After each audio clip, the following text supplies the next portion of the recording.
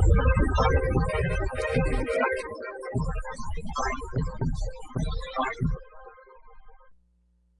right, we'll begin Chapter 2, Absolute Value of Radicals. This first lesson that we're going to be jumping into is the absolute value of a real number. A real number, of course, you should remember from last year. It's almost easier to think of a real number of what a real number isn't. That would be a non-real number. A non-real number, for instance, like the square root of -4. But basically everything else falls into the category of being a real number, so you don't need to worry about that. Absolute value should be a relatively new concept for you, so there'll be some new stuff here definitely, but it's definitely not too complicated. So this will be a nice, easy lesson to start off with in the unit. So here we go. Every real number can be represented as a point on a number line. The sign, when I mean sign, I just mean the positive or negativity of a number indicates its position relative to 0 on a number line. So not rocket science so far. The magnitude of the number indicates its distance from 0. For instance, on the number line below, each of the numbers -3 and 3 is located 3 units from 0. So I have -3 here and 3. So we say each number has an absolute value of 3. So for instance, I'm not really worried about if the number is positive or negative. When I ask you what the absolute value of something is, I just want to know simply how far is it away from 0. So I would say this -3 is 3 units away from 0. So the absolute value of -3 is actually just 3. If I give you this number here, 3, and I ask you what's the absolute value of 3, it is also just 3 units. Okay. The notation for absolute value would be written something like this.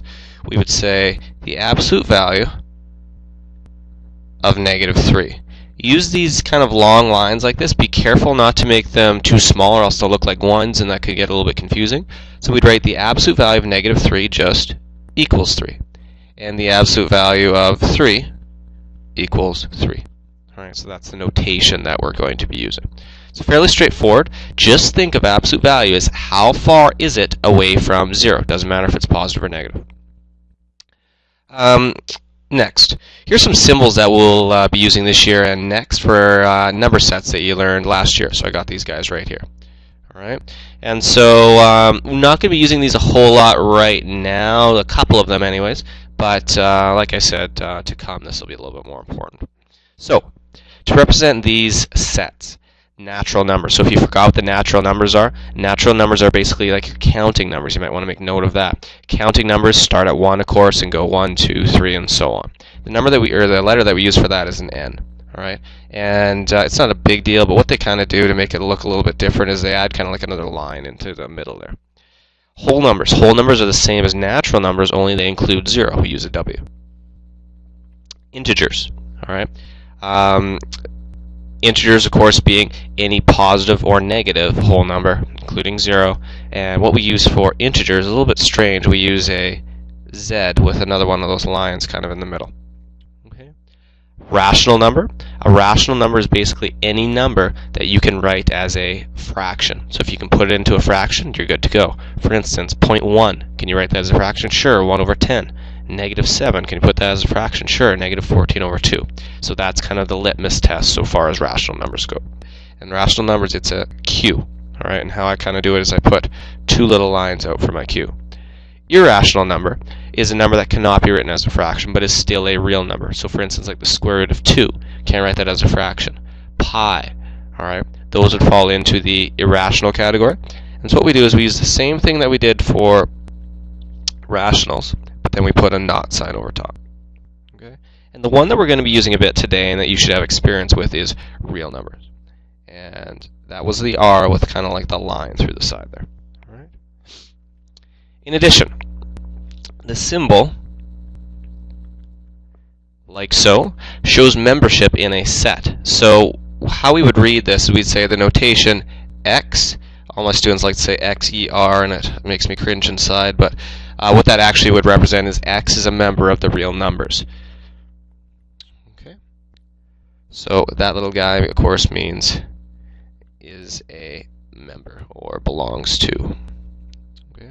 Using these conventions, the absolute value of a number, a, such that a is a member of the reals, is the distance from a to 0 on a number line. Okay. So we'll dive into a couple examples so we can play around with this absolute value and you guys can get a little bit more familiar with it. So if I ask you what the absolute value of any positive number is, it's just that same positive number. It's not too exciting. Because what this first guy is saying right here is, what is the absolute value of 4.2? Well, that just means how far away is 4.2 from 0? Well, it's just 4.2 units. Pretty lame. Next one. What is the absolute value of negative 6.1? How far away is it from 0? It's just 6.1 units. Negative 3 over 4. How far away is it from 0? Just 3 over 4. And 0. How far away is the absolute value, or how far away is 0 from 0? Well, it's just at 0, so your answer would be 0, like so. Okay, fairly straightforward. Like I said, I think you guys will find this first lesson, anyways, of this unit to be not too bad. The absolute value can be used also to determine the distance between 2 points on a number line. To determine the distance between 2 and negative 5, how I would suggest you do this is count units. Now, after you do this a couple times, you're not going to need to write any of this down, but I'll just show you how you can think about this. If I draw myself a lovely number line, I throw negative 5 in here, I put 2 in, you might even want to put 0 just for reference. I'm basically asking, how far is it between these two? Alright, so all I would do would say something like this, that from negative 5 to 0, that is 5 units.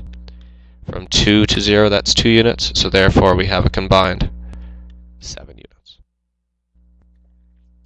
Since the distance is always positive, it does not matter which point you start with. Just remember always to subtract. Then take the absolute value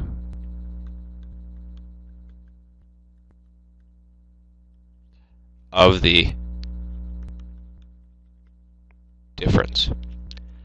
Alright, and so one thing I like that they said here is since distance is always positive, this absolute value does actually have some meaning in the real life, or in the real world, because we would never have a negative distance. What does a negative distance mean? I always ask my students, does that mean you're drilling in through the floor? I don't know. Kind of like negative time. It's, at least so far as we know, it's pretty tough to go back in time, so we would say that those always have absolute value type quantities. Alright, so let's use this little subtracting method that I highlighted up here, and we will try a couple of these questions. So it says use absolute value to determine the distance between each pair of numbers on a number line. Sketch a number line to illustrate the solution. So if we want the distance between these two numbers, essentially what we're doing is we're taking the absolute value of them. So I'm going to use absolute value signs to help ourselves here. So I will take the absolute value of negative 3.7, and if you recall, it said we always want to subtract. So I'm going to subtract negative 8.5. Just like so. And the beauty of absolute value signs is I want you to think of them. Think of absolute value signs as brackets, because they really represent the same thing. So what that means is I want you guys to now simplify everything that's inside the absolute value signs, or the brackets. So I'm going to do this kind of long, but we get negative 3.7. Two negatives, of course, make a positive, so we have plus 8.5 now, like so. We will now take the absolute value of those. So basically what we're doing is we're just combining those together. Don't worry about if it's worry about getting rid of the negative or anything with the absolute value. Just go and combine negative 3.7 and 8.5. Obviously, since it's more positive, your answer is going to be positive. When you add those together, you should get 4.8. And now we are just left with something like this, the absolute value of 4.8. Well, we know that the absolute value of 4.8 is just 4.8. Now to illustrate this a different way, we could use a number line. And the number line would just show like so. We'd have negative 8.5, negative 3.7, of course 0 would be down here. And what we can say is that the distance from here to here was 4.8 units. I would like you guys to try this next one on your own. Pause it and see how you do. I know it involves fractions. Just use your fraction skills. You might need to get a common denominator at some point. So go ahead and try that. Alright, diving through ourselves. What I would suggest you doing here whenever you have a fraction is changing it to a improper fraction. So I'll start again with the absolute value like so, and I'm going to go ahead and change them into fractions. So we have, I don't know, let's actually change the order up. Let's put the second fraction first to see if that makes any difference this time. Alright, so we have 5 times negative 5 is negative 25 plus 3 is negative 28 over 5. And the next one we will have, of course we're subtracting always, we'll go 3 times 4 is 12 plus 2 is 14 over 3. And now to combine these, we need to get ourselves a common denominator. So we have the absolute value of something out of 5 and 3. So let's change it to being something out of 15. It means we need to multiply this first term by 3. 28 times 3 will give you the negative 84. And multiplying this by 5, 5 times 4 is 20, 5 times 10 is 50, so that should be 70. And now if we combine these together, negative 84 minus that should give you negative 154 all over 15.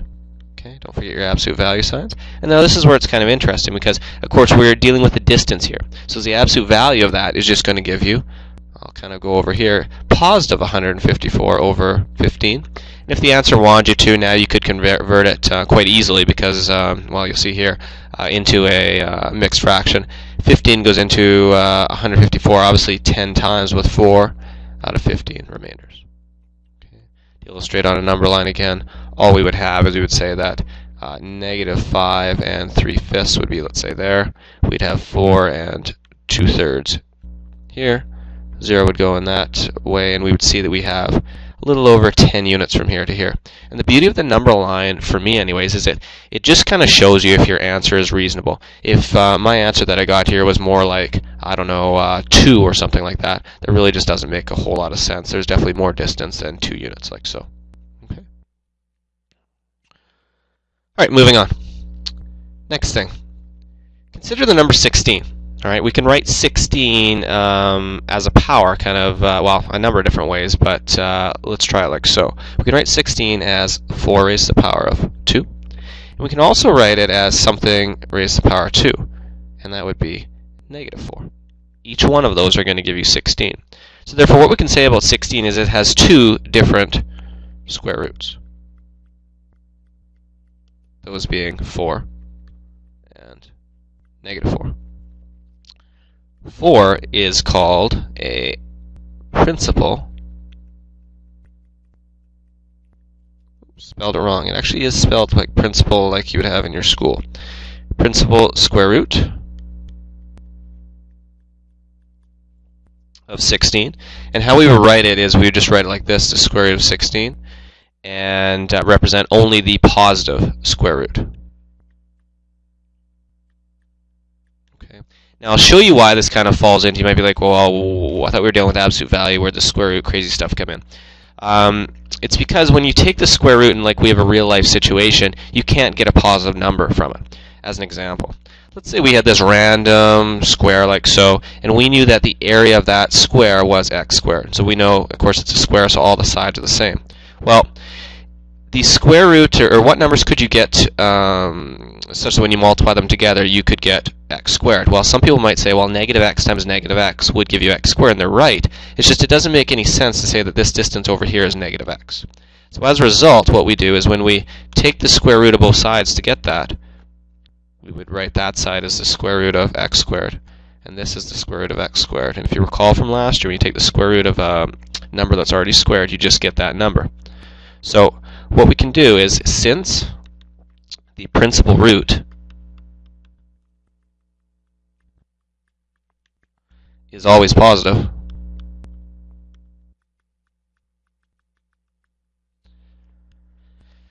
when you indeed take that square root of x squared, you are going to get the absolute value of whatever x is. And of course, the absolute value of that x will just give you x.